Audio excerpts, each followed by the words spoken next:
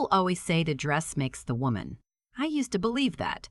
My ex's mother said it to me once, 3 years into our relationship, right before she looked me up and down at their country club and smiled that particular smile, the one that doesn't reach the eyes. I was wearing a navy wrap dress I'd bought on clearance at Target for $19. She was wearing something with a French name I couldn't pronounce. She didn't say anything else. She didn't have to. His name was Owen. Owen Hartley. And he came from the kind of family where the dishes match and the vacations have names, not destinations, names. We're doing Nantucket this summer. We did Aspen in March. I came from Dayton, Ohio, where my mom clipped coupons on Sunday mornings and my dad worked double shifts at the plant so I could go to college without loans. I was the first person in my family to get an engineering degree. I was proud of that. Owen thought it was charming in the way people find stray cats charming. Sweet, but ultimately something you wouldn't bring home permanently. I didn't see it that way for a long time. When you love someone, you find explanations for things that don't have good ones.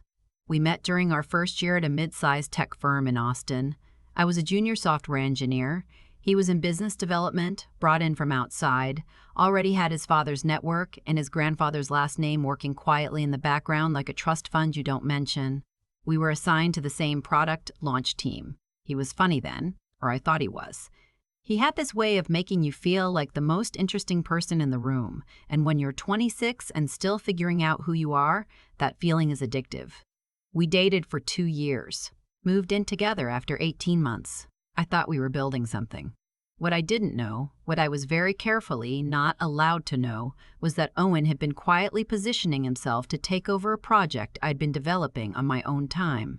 Not company time. My time, my nights, my weekends, my notebook full of diagrams that I kept on my nightstand because the ideas wouldn't stop even when I needed to sleep.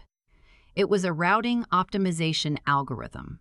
I know that sounds dry, but in practical terms, it was the kind of software that could shave millions in fuel and labor costs off logistics operations, the kind of thing that mid-sized distribution companies had been throwing money at consultants to solve for years without getting anywhere close. I'd been working on it since before I met Owen, had brought it to a semi-finished state, had started quietly shopping it around to potential partners.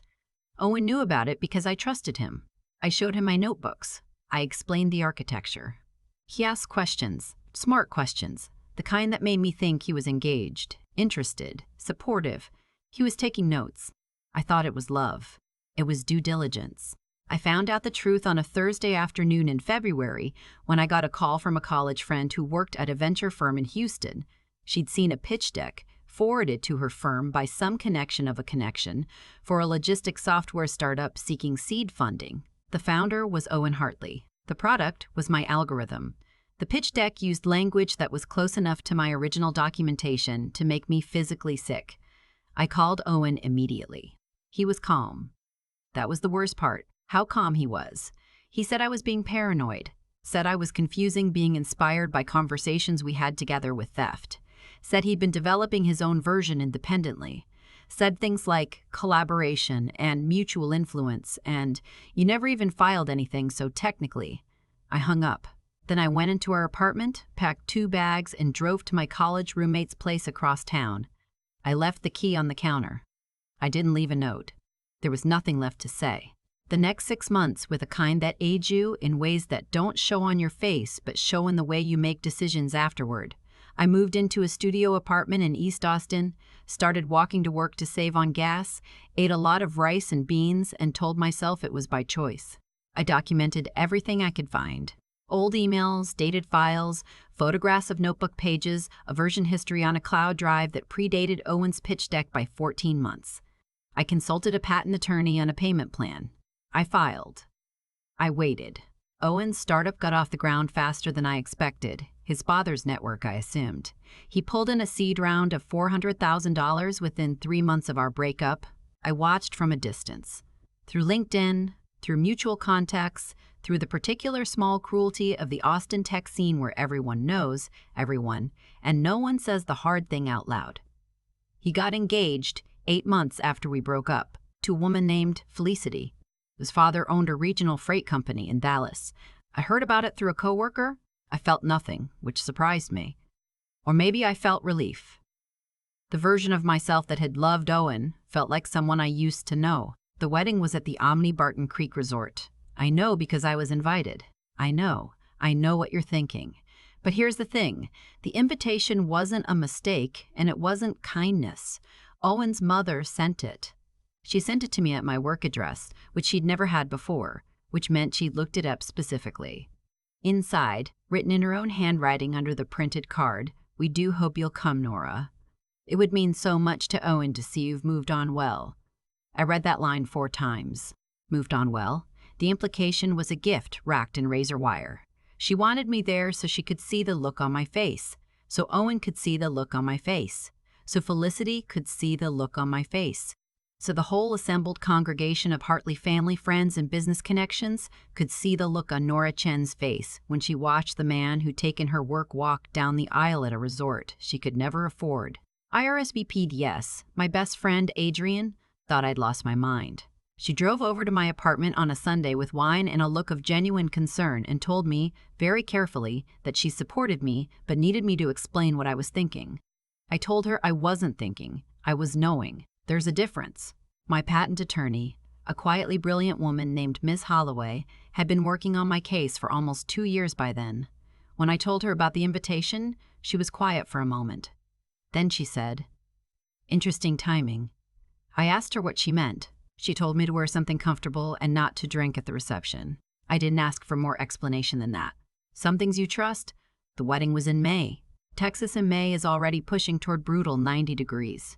By mid-morning, the sky that particular shade of bleach blue that means no mercy.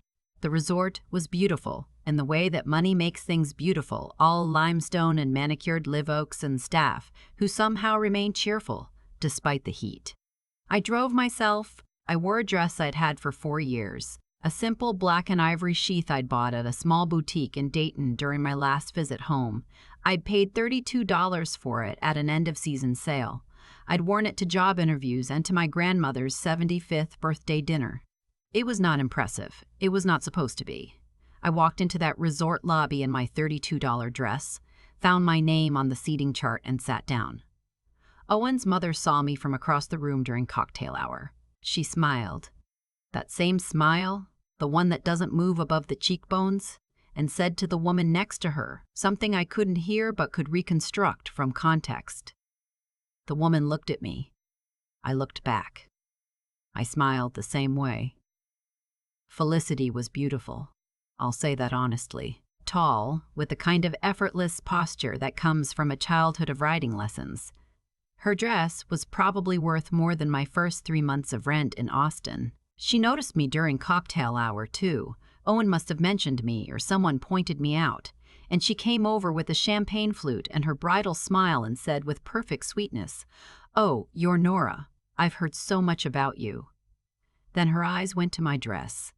Just for a second, that small involuntary drop of the gaze that people do when they're assessing. She recovered quickly, but not quite quickly enough. "What a sweet little dress," she said. The table where I was seated got the message within about 20 minutes. I was the ex-girlfriend placed at the edge of the room near the emergency exit at a table with Owen's distant cousins and a couple who appeared not to know anyone. At some point during the salad course, someone at a nearby table made a comment about the seating, not directed at me, technically, but angled, and 2 or 3 people laughed. I heard the words Austin and engineer used in a tone that managed to make both sound provincial. I ate my salad. I drank my water. I kept my phone face down on the table. Adrian had texted me before I went in, "You don't have to prove anything." You know that, right? I did know that. But I also knew something she didn't. The best man's name was Callum. He'd been Owen's college roommate, then his first business hire when the startup launched. I'd met him twice during Owen and my relationship and found him pleasant, but forgettable. The kind of person who's very good at being in the room without ever fully committing to a position on anything. He was supposed to give a toast after dinner. He stood up when the clink-clink on the glasses started and the room settled. He was holding a card, which he set down after a moment, as if he'd decided not to use it. He looked at Owen for a beat that was slightly too long. Then he looked at the room. "I've known Owen since we were 19, he said. Shared a dorm room, shared a car for a year, worked together for the last 3 years. I think I know him about as well as anyone does." He paused. "And that's why I think honesty matters here." The room laughed because they thought that was the setup for a gentle roast. Callum didn't smile. "I've spent the last few months thinking about what I wanted to say tonight," he said. "And I kept coming back to the fact that a wedding is supposed to be a beginning, a clean one." He reached into his jacket pocket and took out his phone. "Before I get to the part where I congratulate the groom, I think some people in this room deserve to hear something." Felicity's father, a large man in a very good suit, seated at the head table, shifted in his seat. Owen's mother put her champagne glass down. Callum had sent himself an email that morning. He opened it on his phone and connected it to the AV system that had been set up for the slideshow. The screen behind him, which had been cycling through photos of Owen and Felicity's relationship, went to a document, then another, then a time-stamped file. He explained it quietly without drama. He'd been employed at Owen's startup for 3 years. He'd been present when Owen incorporated the company, when the pitch deck was assembled, when the first investor meetings happened. He'd also been present, in a different capacity, it turned out, for something else. His wife worked in IP law. They'd talked at home, the way couples do, without specifics, and she told him months ago that she was working on a case involving a routing optimization algorithm, a documentation trail, and a filing date that significantly predated the company he worked for. He hadn't connected the dots immediately.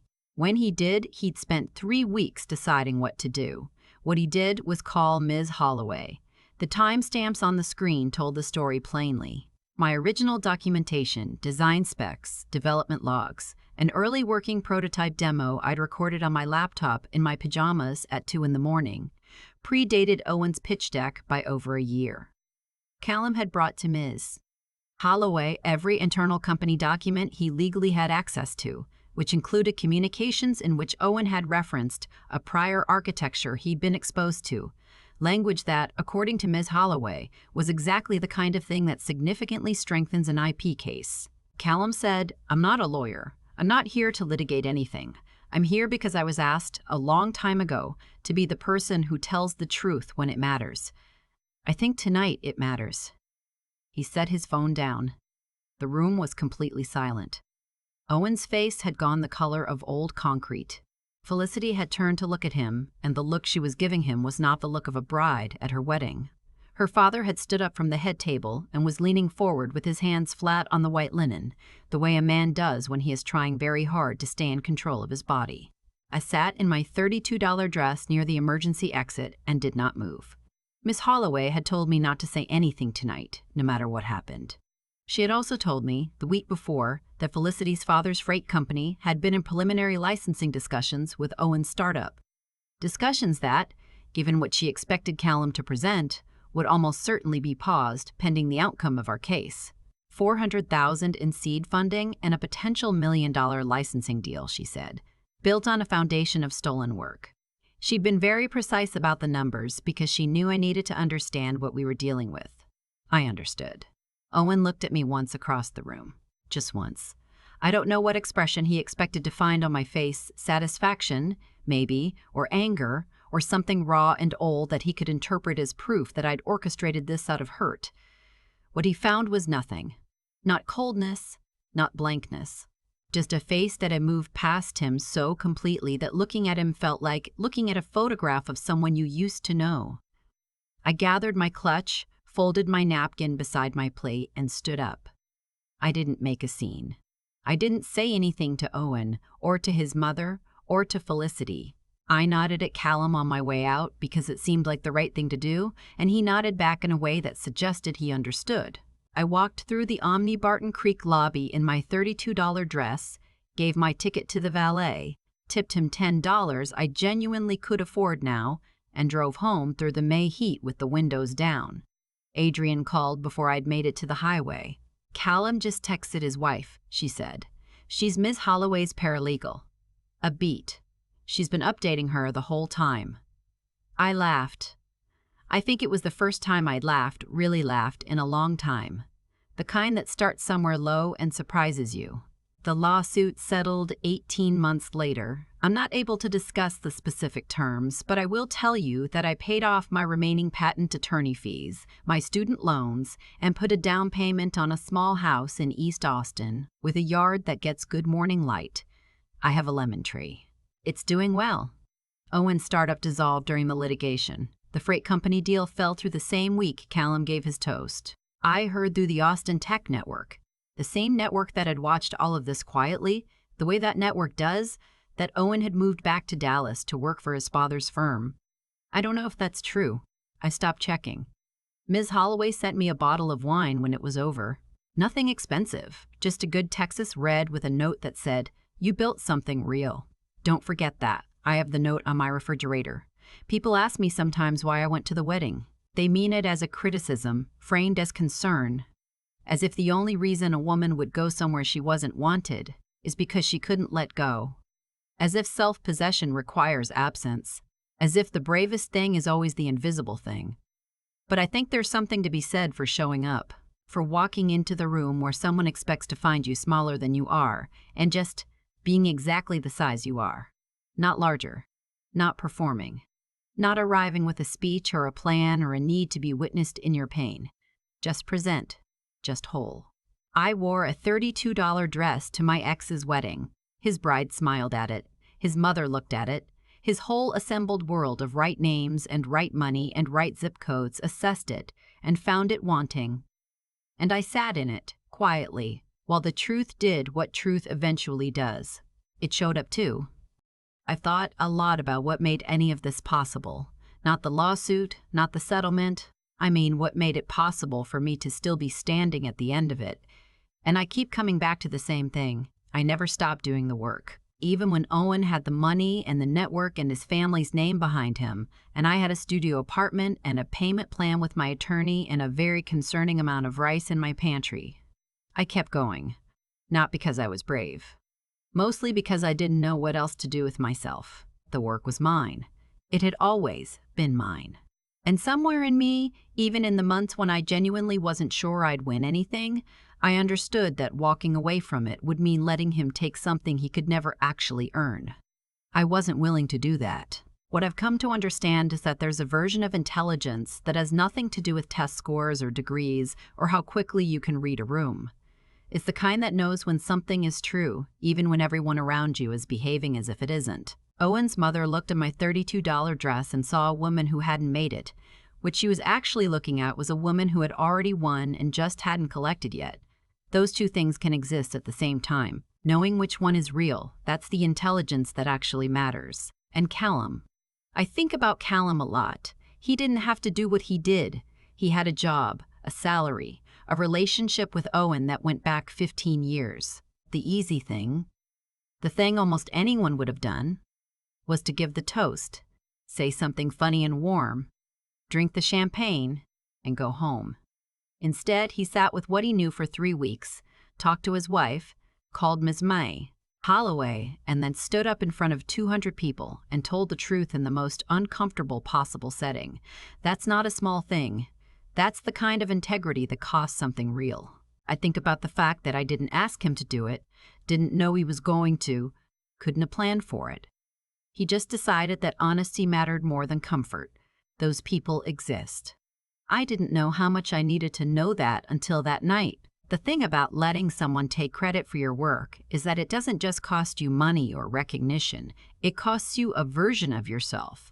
The one that built the thing, stayed up late, filled the notebooks, believed the idea was worth something before anyone else did. Owen took 2 years of that from me.